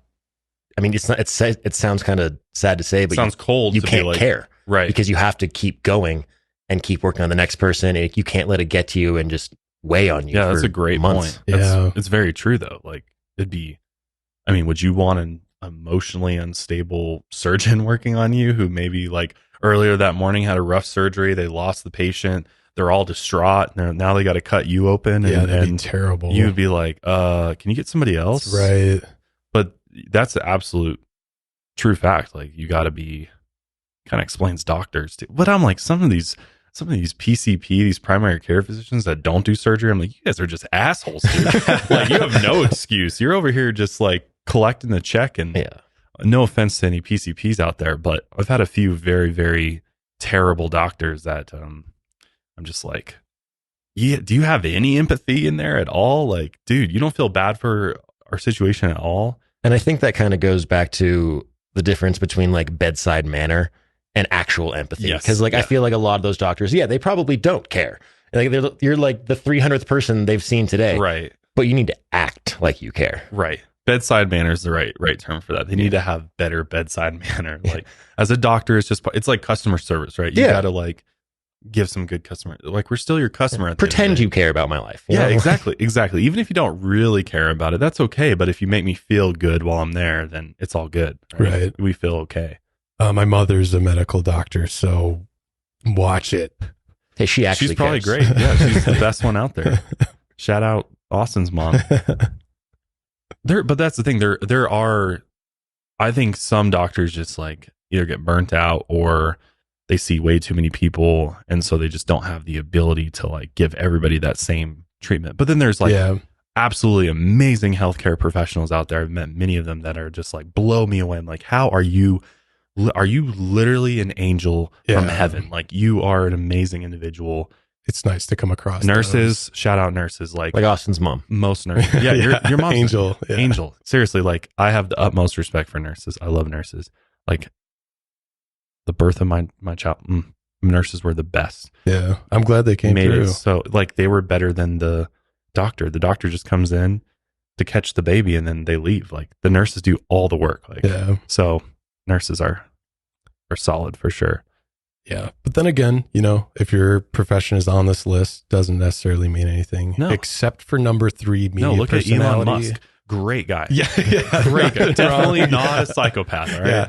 And all 3 Mark Zuckerberg, definitely not. Media personalities right here in this room. We all know that we are psychopaths, and that's okay. But we don't do anything about it. We keep ourselves in check. You got to keep your shit together. Yes. Yeah. Keep it together. Don't let it out. Scream into your pillow at night if you need to. Is that what you do? Is that how you get through it? Yeah. We all have our vices. That's all I'll say. But I think all of us, no matter what occupation, deal with the struggles of feeling psychopathic at times, right? Like, for sure. It's just crazy to be alive. So, but this leads us to one of the most important questions we're going to look at today. And that is, where did all the serial killers go? The number of serial killers has plunged by 85% in 3 decades. The FBI says that serial killers account for less than 1% of all killings. Why is that? Here's some possible reasons. Violent offenders have long prison sentences and rarely get parole, which I think is pretty accurate because, back in the 60s, 70s, 80s, a lot of times they would let these guys out. Right. Or they would get them on other crimes and then wouldn't connect the other crimes they did. And so they would just do time for the simpler or lesser crime. Then they get back out, kill some more, go back to jail for their speeding ticket and then get it out again. Yeah. I think that's part of it for sure. And especially repeat offenders, repeat violent offenders. That has changed a lot of there's a 3-strike rule, for felonies and things like that. And it seems like nowadays sentencing is just a lot stricter. Like even those that do like 2nd-degree homicide, one person are getting life sentences. Right. It's definitely gotten a lot stricter. And again, it depends on where you're tried, what state you're tried in and all that. But I think more importantly, it's cultural and technological shifts. Like we were talking about earlier, less hitchhiking. I mean, I remember a day where I'd see hitchhikers quite a bit. Yeah. You'd see people on the side of the road, thumbs up. And I think I've definitely in my younger teen years gave a few hitchhikers a ride. Really? Yeah. And I've probably had a few of them lie to me about situations, or like I had one that was definitely kind of sketched me out a little bit. His story didn't really make sense.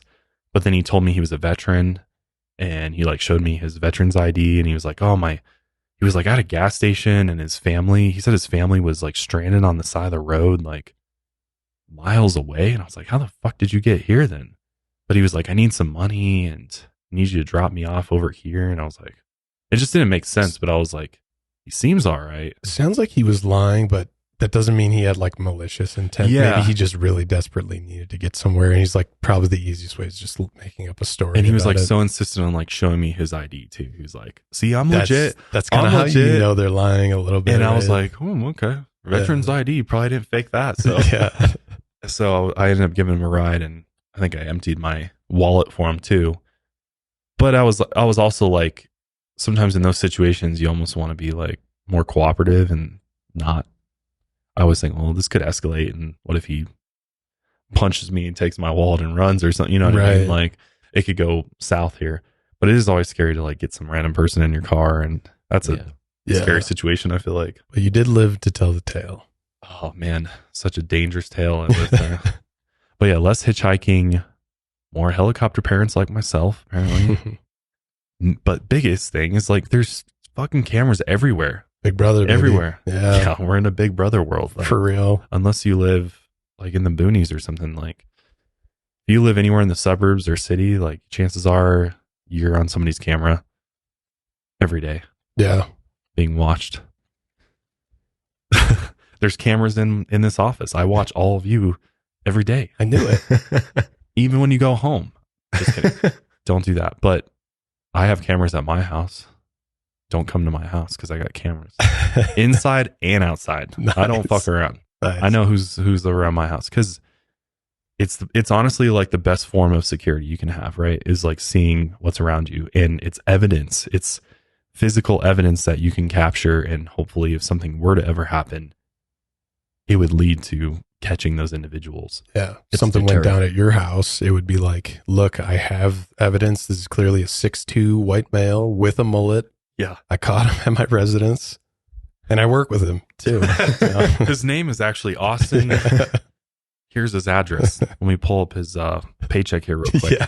No, but cameras 100% are the biggest deterrent for crime. I believe it. 100%. I think more than anything else. Oh, there was this city, I am blanking on where it is. Basically, they made it littering and like throwing your gum around illegal, and they just have cameras on every single street corner. Sounds like New York City. And they that place is blanketed in cameras. Yeah, seriously. But they essentially got rid of littering. There's like no more gum chewing. They put cameras everywhere, and I don't know if I agree with that though. See, that's such a dangerous. I think there is like a sentiment, line you cross for privacy, but it has made it very difficult for serial killers to operate the way that they did in the 60s, 70s, 80s because you could stalk somebody like we were talking about and not ever get picked up by anybody. Right. Someone might have, it just be, there was not like this photo, video evidence that could be presented to the police to help find somebody. Be like, they'd go and question you and be like, oh, what'd you see? And you're like, oh, I saw this dark figure. I think he was like 6, like imagine, like the descriptions were just so much or less accurate than they are now. Cause now we can be like, oh yeah, we got them literally on all you got to camera. do to see that this is true. Go on next door, baby. Like there's constant, like people putting photos. This sketchy individual was at my house and they're blasting their picture everywhere. It's like, it'd be very difficult for a serial killer to operate in the way that they do now. I mean, the one case that I go back to when thinking about this is the Idaho murders, the recent case that happened with Brian Kohberger. That's where they caught him leaving his garage. Yeah. I remember that. Yeah. They ended up like they were able to like followed him all the way as he left Idaho to go home. To the East Coast. That one. Yep. Yeah. So like, but he murdered 4 college students with a knife. Yeah. Like went in there, then left. Kendall just covered that, didn't she? Yeah.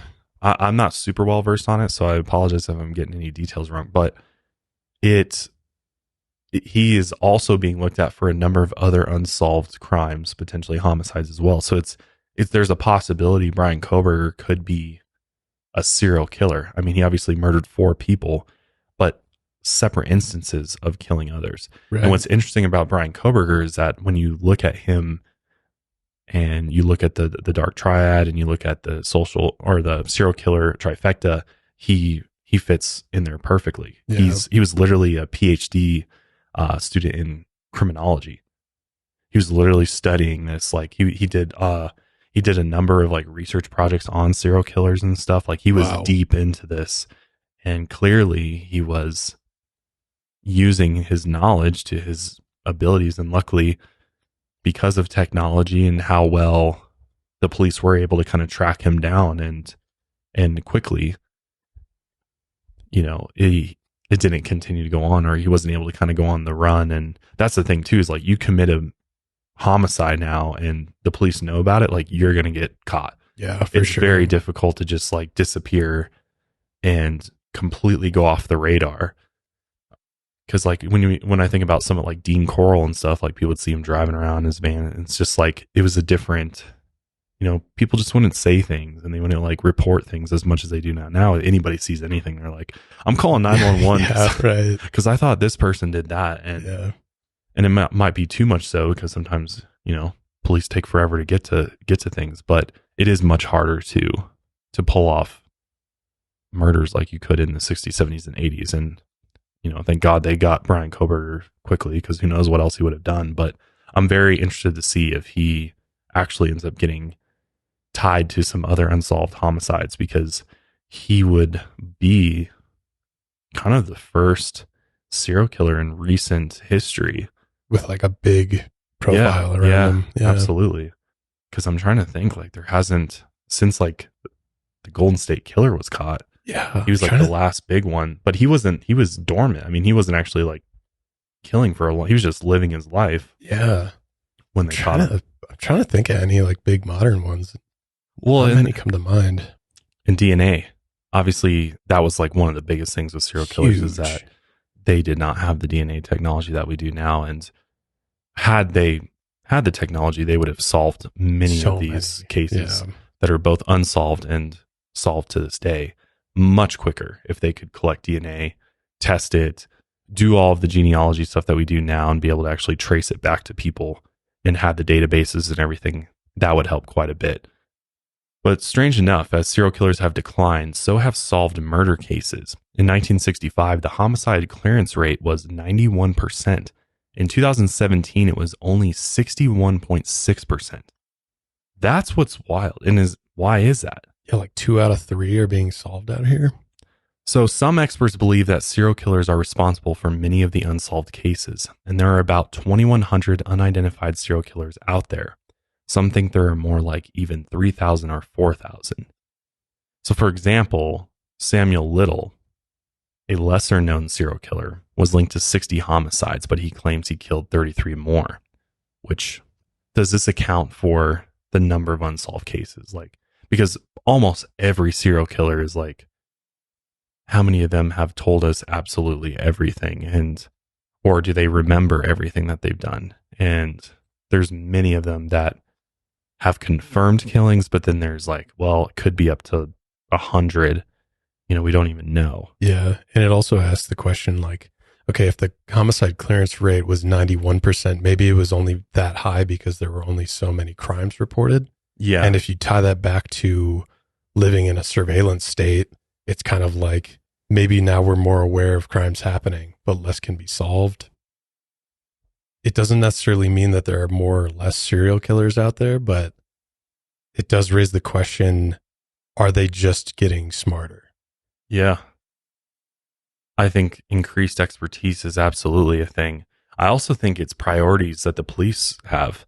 And oftentimes, like police, I mean, ever since it's interesting how sort of all the age of serial killers and the war on drugs all kind of, unfolded around the same time. And then police seem to switch a lot of their focus to the war on drugs. And while violent crime continued to rise, and, there seemed to be,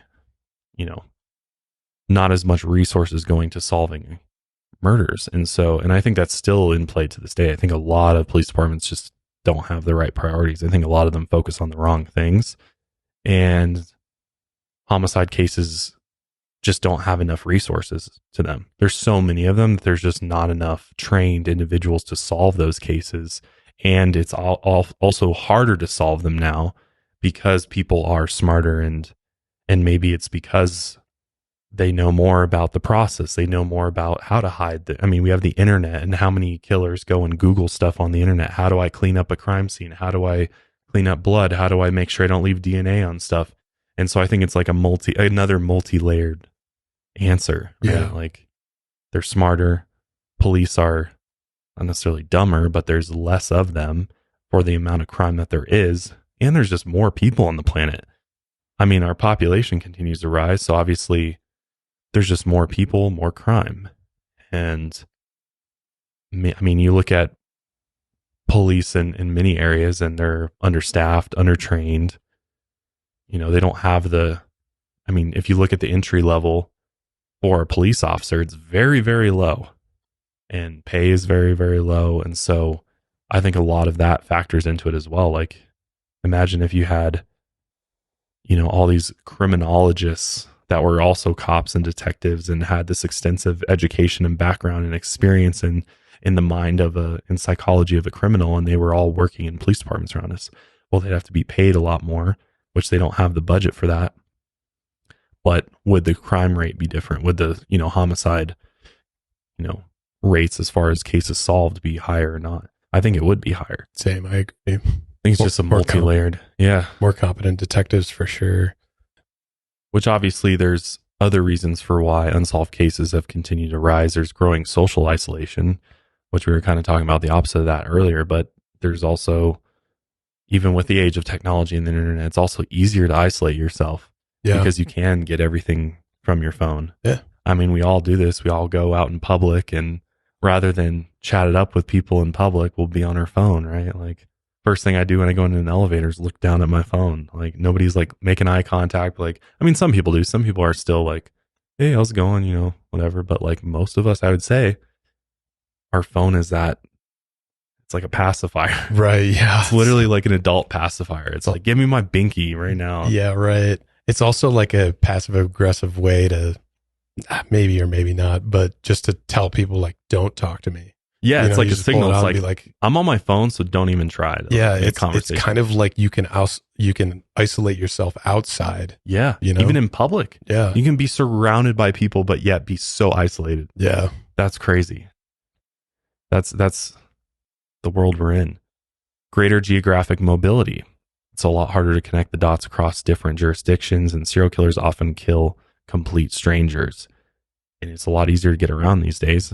I mean, you can pop around different places much faster, and if you know how to do it.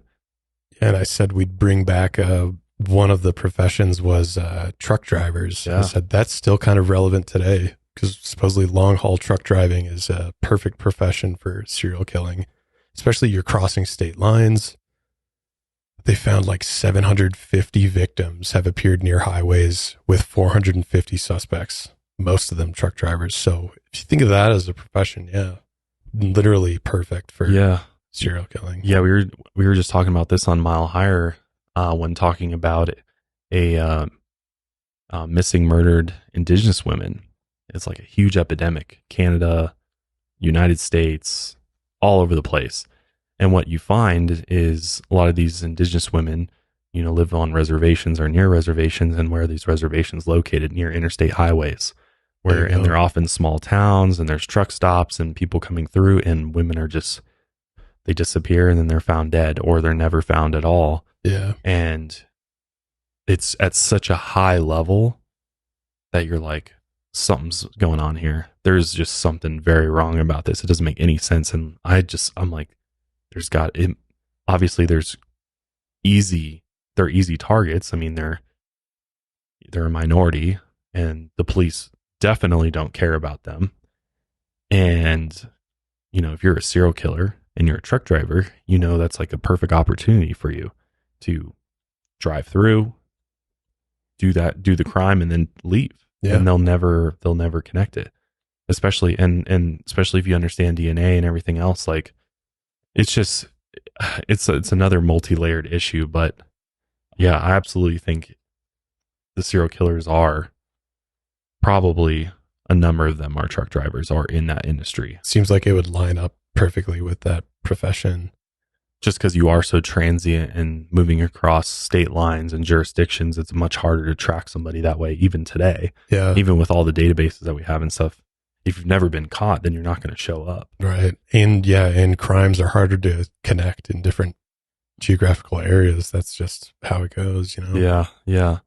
But that leads us to the big one. Can serial killers be rehabilitated? Well, we don't even really have an answer here, but we're going to try and dig into this one.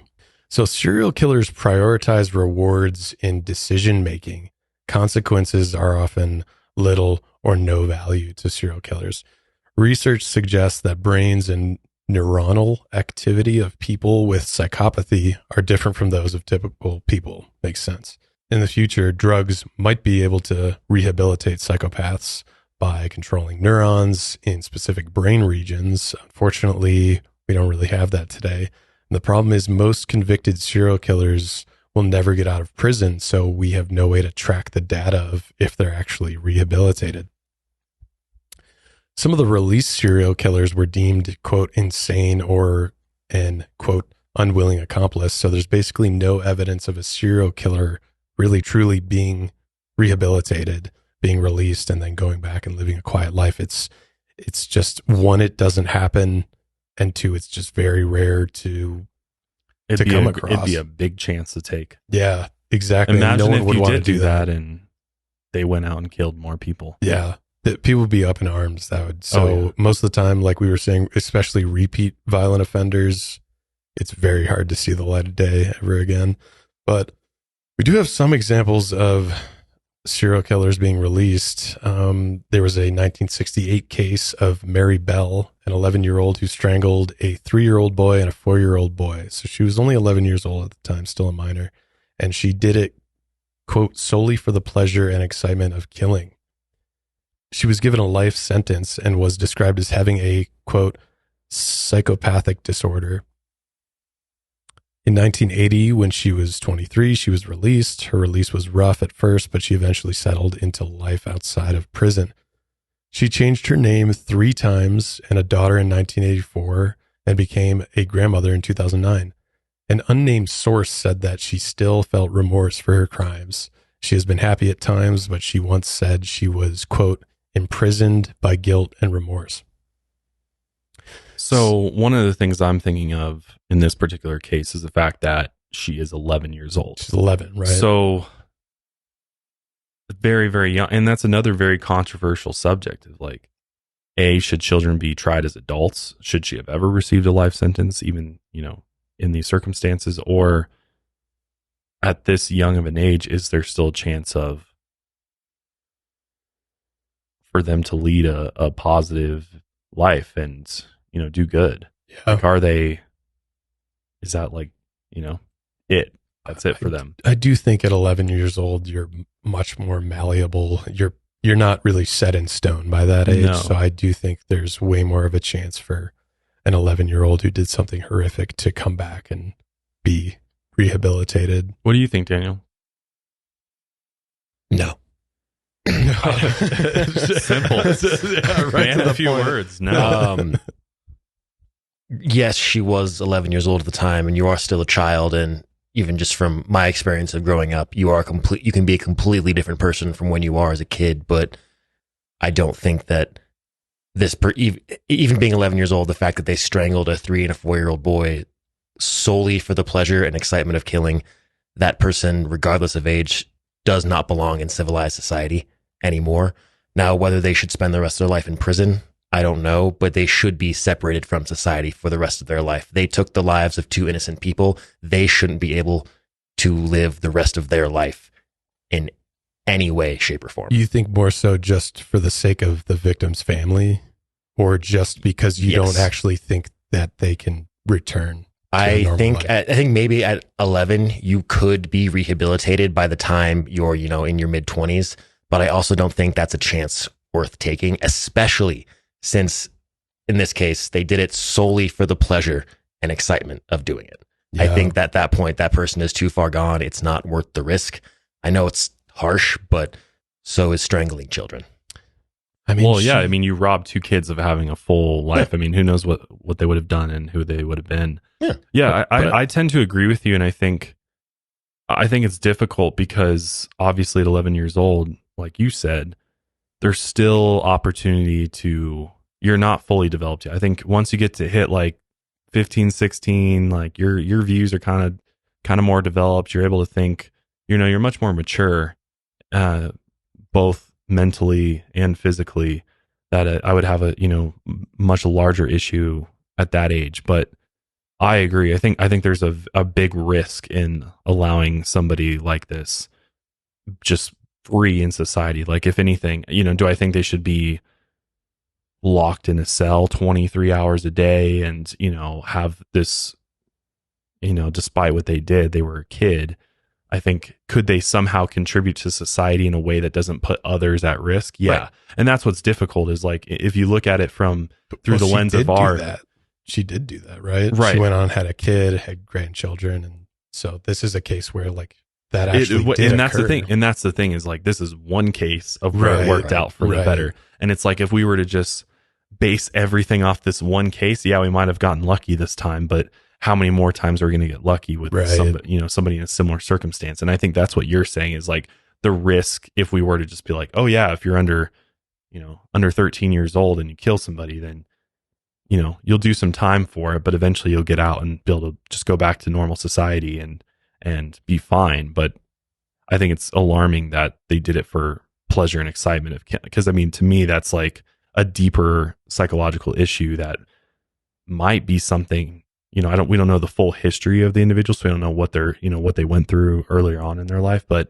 it seems that if they're already thinking this way by 11 years old, right, what are the chances that this mindset doesn't return at some point in their life, or they revert to it? Because it's kind of the mindset of a serial killer. So it's like, and maybe she did kind of deal with that mentally, just never said anything about it. But I feel like that's always a possibility. So do you take that risk just so that this one individual who did murder two people is able to live somewhat of a normal life? Or do you just play it safe and say, sorry, you did what you did? I do agree that's a huge gamble. I don't even necessarily agree that this happened, but it did happen, and she did, like, it's just a one case, but she did come out of it. Right. And she did go on to live a normal life. I wouldn't personally take that gamble of releasing someone like that. I wish that in this country I wish our criminal justice system was different. I wish the way that we housed inmates was different, because if you look at other countries in Europe, like Norway, Sweden, and some of these other Scandinavian nations and things like that, and you look at how convicted killers and oftentimes adults are treated and how they live. And that's what's hard, is like, it's easy to be like, none of them deserve to ever have a happy moment ever again. And that's where I'm like, well, then why? Is there purpose in keeping them alive at that point if you're just going to deprive them of any, like, at what point is it inhumane to house inmates, even killers, in these horrible conditions? And, just for years and years and years, it costs money, and, there's nothing redeeming happening. There's no rehabilitating coming out of it. And even those that are in prison for nonviolent crimes are experiencing the same thing as those who are violent criminals. And that's where it's so difficult, is it's like, there's no in between. Obviously there's different levels of prisons. Some are better than others. And, obviously there's unique circumstances in that, but like, you look at Norway or somewhere, and they've got, they let convicted killers like cook with knives, and they seem to be perfectly fine. Like, they seem like they're actually rehabilitating. And when you see evidence like that, and you see that, oh wow, like, they did do these horrible things, but they're in protective, they're in a protective custody, so they're not out in public, but they're not completely deprived of everything, all the experience. Yeah, their humanity and all the experiences that you have as a human being. And, they can cook food, they have their own room, and they seem like mentally to be doing a lot better than someone in a similar case in our country is like absolutely opposite situation. So I think environment and the way that you treat them is a big deal and can lead to better results, but it's very difficult, because I think we have this different view in America of criminals too, because it's like, by allowing the killer to have his own room, play Xbox and cook meals, and seemingly he's still in jail or prison, is that fair to the victims? Like, I think our mentality as Americans, especially around victims and victims of violent crime, is like, we are much harsher and more supportive of the victims in some ways than in other countries where they kind of look at it a little bit differently from us. And I think it's because of our history and how our criminal justice system has evolved and things like that. Because it's like, it's so different. It's polar opposite. Yeah. It's like, why is that? I also think us Americans have like a unhealthy obsession with revenge too, where it's like, if this guy did this, you know, no, this guy will never see the light of day again. We put him in a hole. For some cases, I totally agree that's what we should do, but sometimes I think it's a bit too much on that end. Have you guys ever heard of the podcast Ear Hustle? I've heard of it, yeah. It's a really cool podcast. Basically, it's run by a prisoner that eventually got out, but it's his co-host and then a prisoner. And it's basically, they just go around and interview prisoners inside this facility. I think it's San Quentin, I want to say. I haven't listened to it in a few years, but if you're ever interested in just listening about prisoner life and what they do and who they are, it's a really insightful. And I think we like to dehumanize prisoners a lot of the time, especially violent offenders. But yeah, I don't know. I just fundamentally think people can change, and I wouldn't necessarily take certain gambles and just be like, hey, everyone go free and whatever. But I do think that the American prison system is created to dehumanize people and disconnect us from who's actually behind the bars. Yeah. So that's a really good podcast. If any of our listeners want to check that out and kind of just, they're playing D&D, they're painting, like these are like real people who are functioning just behind bars. And I just try and remember that when I think about prisoners, because we sometimes just disconnect them from who we are as people. And yeah, well, and we don't know. I mean, they're like, we always bring up, there's always a chance that they're not in there because they're guilty. They're in there because they just happen to be, they were the ones that got caught, or they got framed for it. I mean, there's a lot of injustice of prisoners and things like that.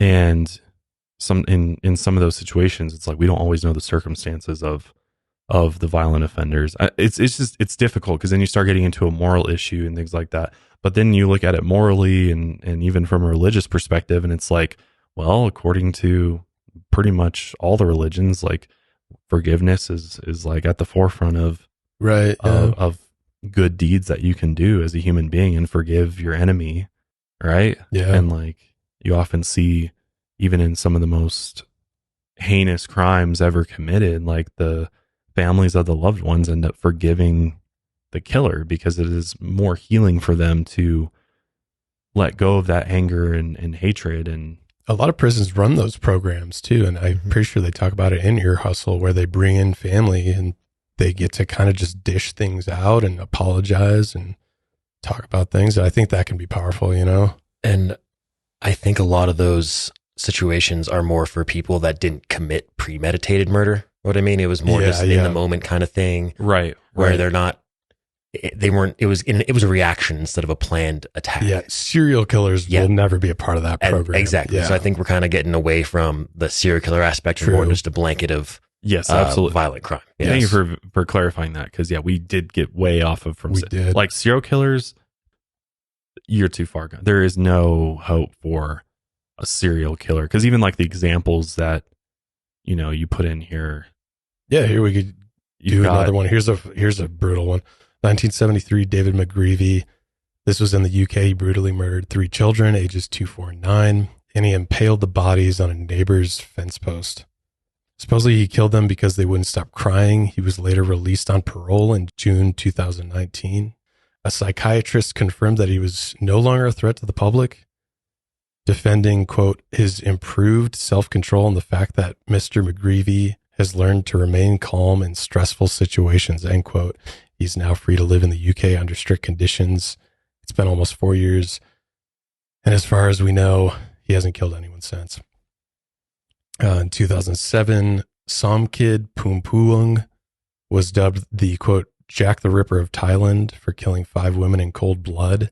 His victims were all nightclub entertainers and masseuses. He was sentenced to life, but then released early from prison as he was considered a, quote, model prisoner.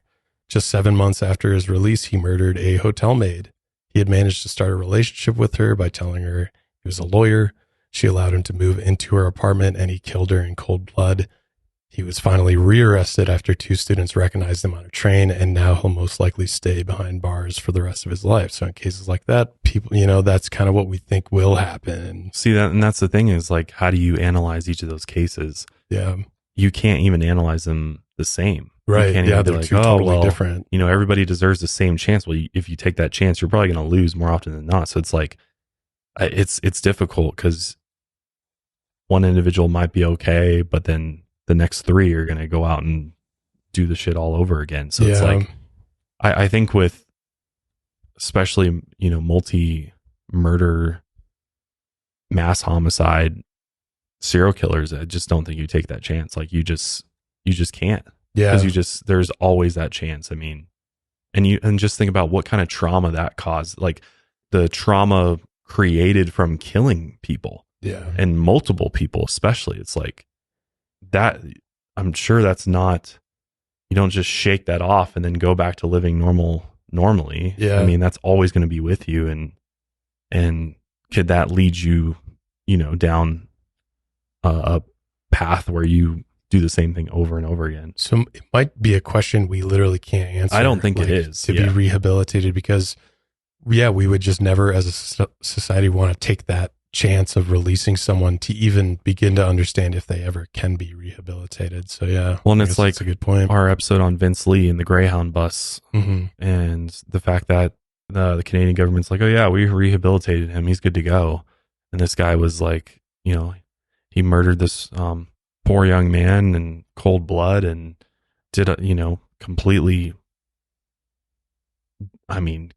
tore him apart pretty much. And it was mental illness is what was deemed the cause of all of it. And, they rehabilitated him with medication and therapy. And then he went back, he's out living his life after that. And it's just, it's difficult because a lot of you, were a little upset with our opinions on that. And we're like, well, mental health is a whole different thing. And that's what's difficult is some of these cases are due to mental health issues.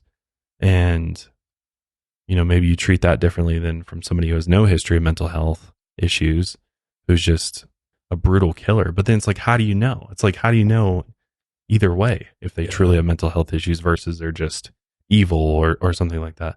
It's very complex, and I don't think there is an answer for it. But I think as far as serial killers go, I don't think they can be rehabilitated. Yeah, I would lean no on that as well. And even if you think they were, it's probably just not worth the risk. Yeah. Yeah. It's really not. I mean, in the public outrage, it would be way worse to take that chance. What would be the benefits to that for anybody other than the serial killer? Right. Zero. Yeah. There are none to that. So it's like, why do it in the first place? And it makes sense why I'm glad they don't. That'd be horrific because it would happen again. And all it would take is for that one time for it to happen, and then it'd be all over again and be like, screw even locking them up. We should just eliminate them. Bring the death penalty back for all serial killers and just, remove them from the earth permanently.